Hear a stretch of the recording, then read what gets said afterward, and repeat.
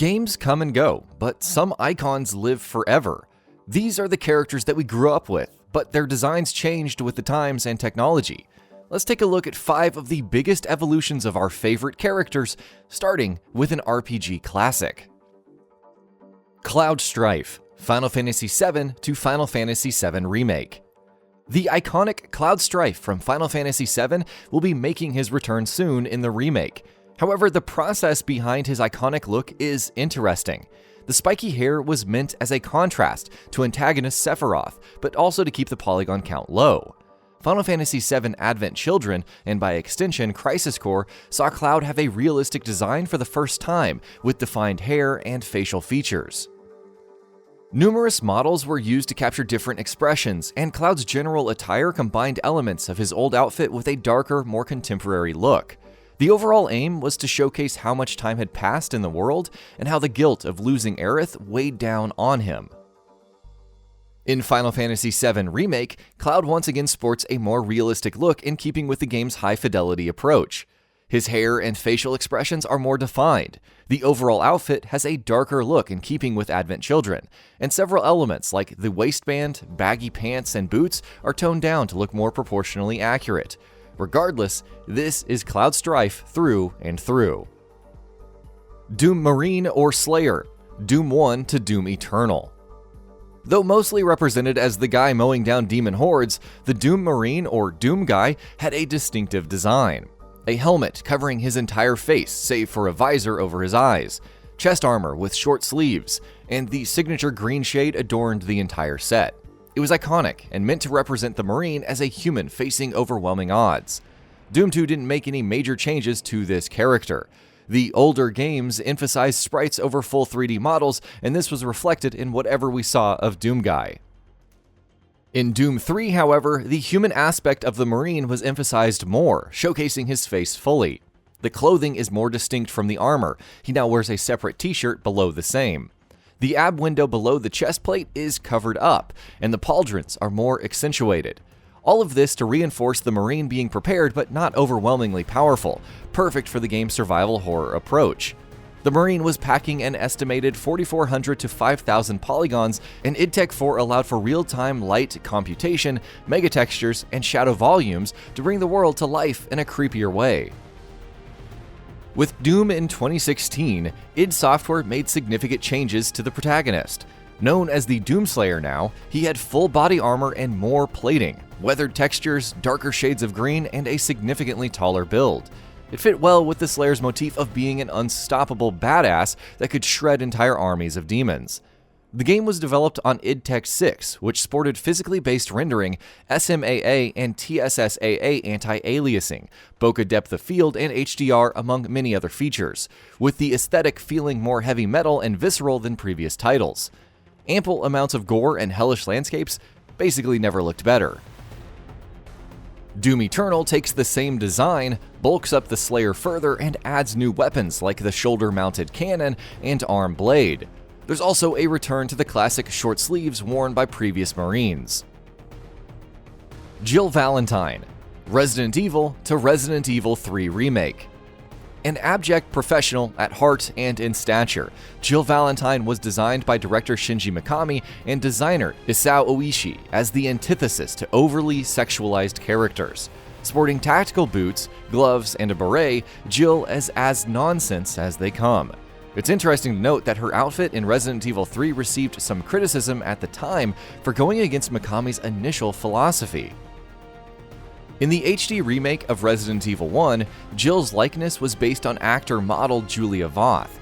This likeness would define Jill's look for a number of titles, including Resident Evil 5, which saw her undergo the most radical change in design yet. Though the shock value of Jill's return was palpable, especially with the setup for her apparent demise, many fans reacted negatively to her form-fitting outfit and blonde hair. Resident Evil Revelations would see Jill adopting a wetsuit in keeping with the infiltration of the Queen Zenobia cruise ship, while retaining aspects of her original design. Perhaps the most surprising bit was seeing her with a ponytail instead of the trademark cropped hair.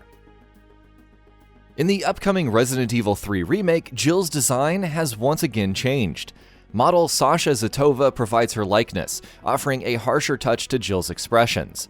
While the clothes have been kept casual, the darker colors, combat boots, and tactical gloves reinforce Jill's status as a former Special Ops soldier. The RE engine also provides more freedom for additional details like dirt, grime, cuts, bruises, and sweat. How Jill's demeanor and overall character will change remains to be seen, but so far the design is in keeping with her original approach. Master Chief Halo Combat Evolved to Halo Infinite. It's easy to underestimate just how many changes Chief's attire has gone through over the years. This is explained in-universe as upgrades to the Mjolnir armor. Master Chief was first designed by Bungie developer Robert McLeese, art director Marcus Leto, and concept artist Shikai Wang. After receiving some more muscle, the Chief would receive his trademark green shade, and we got the motorcycle helmet-esque wearing Marine in Halo Combat Evolved. Halo 2 saw the armor gain much more definition, both in terms of details, texture quality, and polygon count. Instead of bright green, Bungie opted for a darker shade. This was carried over into Halo 3, where the armor looked more singular as opposed to a variety of armor sections. Improvements to lighting gave more definition to all of the details, and it felt like the Chief had truly made a generational leap. Then 343 Industries took over the franchise with Halo 4 releasing in 2012. If Master Chief wasn't a Space Marine before, it was heavily reinforced this time. His armor was highly detailed with several more components and looked to have Kevlar weaved into the mesh. Eventually, this gave way to a more streamlined design in Halo 5 Guardians. The overall tone felt less busy and seemingly a combination of the designs in Halo 3 and 4. With Halo Infinite, 343 Industries is making a rather interesting return to the Mark 6 armor from Halo 2 and 3. The green tint is more vibrant than before, and the shoulder pads are more defined than Bungie's iterations. But this, once again, feels like a natural evolution of Chief's design from the older games. Link, The Legend of Zelda to The Legend of Zelda Breath of the Wild 2. The Legend of Zelda is an amalgamation of timelines, alternate universes, and reincarnations.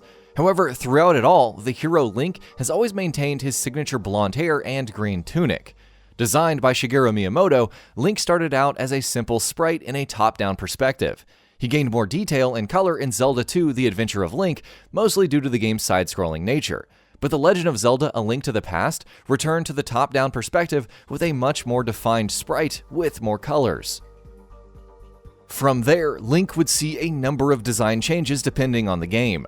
The Legend of Zelda: Ocarina of Time saw the hero in full 3D for the first time, and, as a contrast to previous adventures, featured an adult version with sharper facial features and a white undershirt and pants. The Wind Waker depicted Link with a cel-shaded style, channeling the animated look and energy of the adventure with complex facial expressions and animations. Games like the Minish Cap would channel this style, emulating Link's bright blonde hair. Link's model was about 2600 to 2800 polygons. This would quickly be surpassed by Twilight Princess, which saw our hero in a mature form right off the bat. His overall outfit was a darker shade of green, with more defined gauntlets and even brownish blonde hair. For Skyward Sword, Link was a teenager, but his outfit returned to the bright green shades of yore while his gauntlets were replaced by gloves. The overall aesthetic was more fantastical as opposed to the gritty atmosphere of Twilight Princess, while borrowing some cel shading from the Wind Waker, with brighter colors to reflect the game's emphasis on the sky. It's interesting when you look at Breath of the Wild. Link's design went through a number of changes, including variants of the blue tunic that eventually made it in. Cel shading was again applied, giving the world a more stylized, animated feel without going over the top like Wind Waker. With the upcoming Breath of the Wild sequel, Nintendo seems keen on replicating that same look, with Zelda taking some cues from it as well, perhaps hinting at her being a playable character. And that about does it for this video. If you enjoyed what you watched and want to see more from GamingBolt, you can always hit that subscribe button and turn on the bell icon next to it. That way you will never miss any of our videos.